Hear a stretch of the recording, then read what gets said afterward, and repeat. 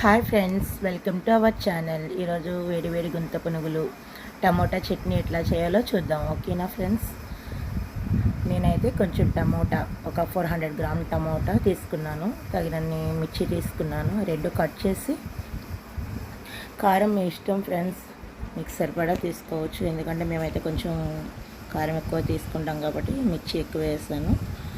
So అవన్నీ చిన్న చిన్న పీసుల కింద కట్ చేసేసి అన్నమాట. ఒక బాండి పెట్టుకొని కొంచెం ఆయిల్ పోసి మనం కట్ చేసి పెట్టుకున్న టమోటా, పచ్చిమిర్చి మొత్తం అన్నీ బాండీలో వేసి మనం మూత పెట్టి కాసేపు మగ్గనివ్వాలి.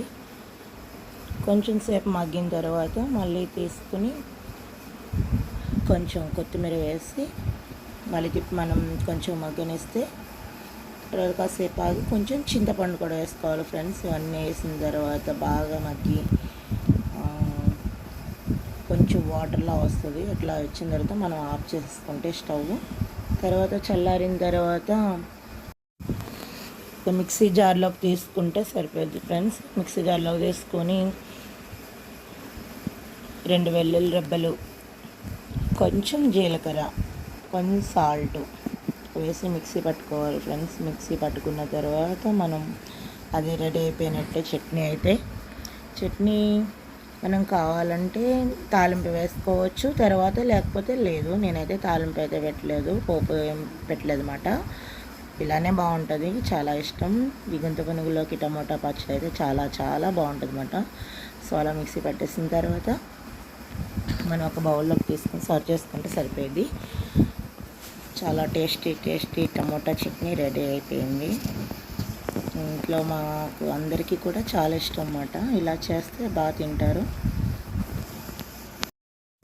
గుంత పునుగులకి మనం కొంచెం ఉల్లిపాయలు, పచ్చిమిర్చి, కొత్తిమీర అన్నీ రెడీ చేసుకోవాలండి. చిన్న చిన్న పీసెస్ కింద కట్ చేసి పెట్టుకుని, అలాగే దోసపిండి అయితే నేను తీసుకుంటాను. ఎందుకంటే గుంత పునుగులకి దోసపిండి అంటే ఇంట్లో ఎలాగ రెడీ చేస్తాం కదా దోశలు వేయడానికి, ఆ పిండి కొంచెం తీసుకుంటే మనకి సరిపడా కావాల్సినంత పిండి వేరే బౌల్లో కట్టే పెట్టుకుని, దాంట్లో మనం కట్ చేసి పెట్టుకున్న ఆనియన్స్, పచ్చిమిర్చి, కొత్తిమీర ఇవన్నీ కలిపి మనం రెడీ చేసుకోవాలి పిండి.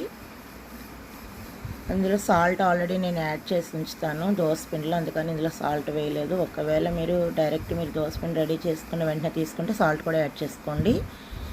ఇలా చేసుకుంటే చాలా బాగుంటుంది. మనం ఇంట్లో ఎప్పుడు వేసుకునే దోశలు ఒక ఐటమే కాకుండా ఆ పిండి ఇట్లా కూడా రెడీ చేసుకుని మనం దోశలే కాకుండా పునుగులు కూడా వేసుకోవచ్చు. ఇట్లాగా గుంత పునుగులు సూపర్ ఉంటుంది టేస్ట్. ఈవినింగ్ స్నాక్స్ కింద పిల్లలకి వేయడానికి బాగుంటుంది అన్నమాట.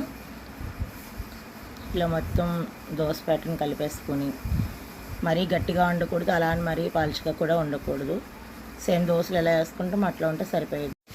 సో స్టవ్ ఆన్ చేసుకొని గుంత పునుగులు కడాయి ఒకటి పెట్టేసుకొని మనం ఆయిల్ యాడ్ చేసుకుంటే సరిపోయేది. కొంచెం ఎక్కువ ఆయిల్ పట్టదు, కానీ ఆయిల్ వేసుకుంటే బాగుంటుంది. లైట్గా వేసుకుంటే సరిపోయేది. సో ఆ గుంతలో మొత్తం మనం దోశ ప్యాటర్న్తో నింపేస్తే సరిపోయేదండి. కానీ ఎక్కువ వేసుకోకూడదు, కొంచెం తక్కువగానే వేసుకోవాలి, లేకపోతే పక్క వాటితో కలిసిపోయి మొత్తం దోశలా వస్తాయి. అన్ని గుంతలు అలా మనం పిండితో వేసుకుంటే సరిపోయిద్ది. సిమ్లో పెట్టుకొని కొంచెం కడాయి అటు ఇటు తిప్పుకుంటూ మనం గుంత పునుగులు కాల్చుకుంటే సరిపోయిద్దండి. కొంచెం మూత పెట్టేసి కాసేపు ఉంచితే బాగా వస్తాయి. ఇంకానే పైన కూడా ఉడుకుతాయి అన్నమాట. లోపల ఉడికిపోకుండా కింద మాడిపోతే హైలో పెట్టేస్తే, అలా కాకుండా సిమ్లో పెట్టి కొంచెం జాగ్రత్తగా చేసుకోవాలి. తీస్తే వస్తే చాలా బాగుంటాయి.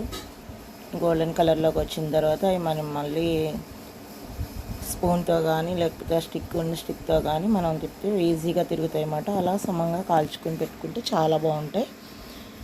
టేస్టీ గుంత పునుగులు అయితే రెడీ అయిపోయినాయి. మనం తీసుకొని ప్లేట్లోకి సర్వ్ చేసుకొని టేస్టీ టమోటా చట్నీ వేసుకొని తింటే చాలా బాగుంటుంది ఫ్రెండ్స్. ఒకసారి ట్రై చేయండి. ట్రై చేసి ఎలా వచ్చాయో నాకు ఒక మెసేజ్ చేయండి, ట్రై చేశానని. ఓకేనా ఫ్రెండ్స్? గుంటూరు వారి స్పెషల్ ఇది. నేనైతే గుంటూరు డిస్టిక్లోనే వీటిని ఫస్ట్ టైం తిన్నాను. చాలా బాగున్నాయి. నేను ఎప్పుడు పిల్లలకైతే స్నాక్స్గా ఇట్లా రెడీ చేసి పెడతాను అనమాట. చాలా ఇష్టంగా తింటారు. చాలా చాలా బాగుంటాయి. ట్రై చేయండి, లైక్ చేయండి ఫ్రెండ్స్, సబ్స్క్రైబ్ చేయండి ప్లీజ్. Thank you.